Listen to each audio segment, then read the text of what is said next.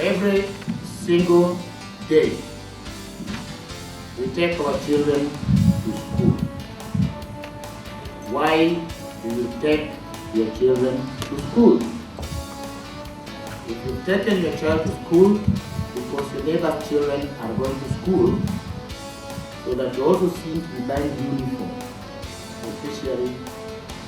Kaza Kamba, because January is karibu, then I can tell you that you're not very different from any investor who puts his or her money in a business he or she has no idea about. If you're a teacher, a lecturer that teaches children without knowing clearly what they're going to